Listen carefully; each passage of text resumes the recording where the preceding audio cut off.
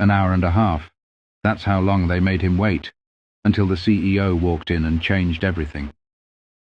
The glass doors of Highland Crest Bank slid open, allowing a rush of cool, conditioned air to spill onto the sidewalk. The sharp scent of fresh brewed coffee mixed with the faint polish of leather furniture, creating an atmosphere of quiet efficiency. Dorian Bennett stepped inside, rolling his shoulders beneath his tailored blazer. He wasn't nervous. He had walked into enough boardrooms, signed enough deals, built enough from the ground up to know he had earned his place in any room. He just needed them to see it. His meeting was set for 11:00 a.m. sharp. No reason to expect anything but professionalism. The bank's lobby was a careful mix of modern luxury and old-world wealth. Mahogany desks, sleek glass partitions, and gold accents that caught the light just enough to remind you that money lived here. It was a place designed to impress. The receptionist, a woman with a neatly pinned bun and an air of disinterest, glanced up as he approached. Her nameplate read Melissa. "Welcome to Highland Crest Bank," she said, her voice clipped and automatic.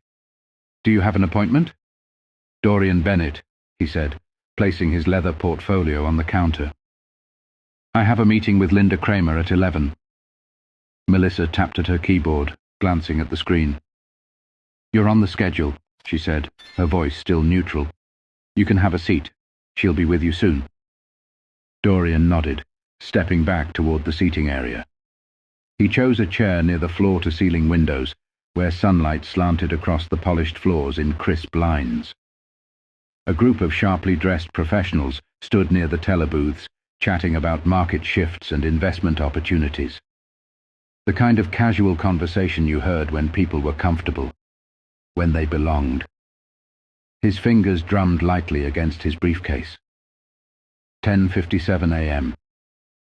He was early. He always was. The minutes ticked by. 11:05. 11:15. At first he let it go. Banks weren't immune to delays. But after 20 minutes he started watching the flow of people more closely. A man in a grey suit, maybe early 30s, checked in with Melissa. Less than 5 minutes later, a young banker appeared and ushered him past the frosted glass doors leading to the executive offices. Then a woman in a cream-coloured blazer arrived. No appointment, from what Dorian could tell. Just a casual, friendly conversation with Melissa before she was also led inside. His name was still uncalled. He checked his watch again. 11:30 a.m. Something was off. Dorian's fingers tapped lightly against his briefcase as he watched people come and go. Some entered with the confidence of knowing they belonged. Easy smiles, familiar nods, handshakes exchanged with the staff. Others, like him, sat patiently, waiting for their turn. The difference? They were being called. He wasn't. He had been here for 35 minutes. His appointment had been scheduled. He had confirmed it twice. And yet, he was still sitting in the same chair while at least 6 other people had walked in after him and disappeared through the frosted glass doors leading to the executive offices.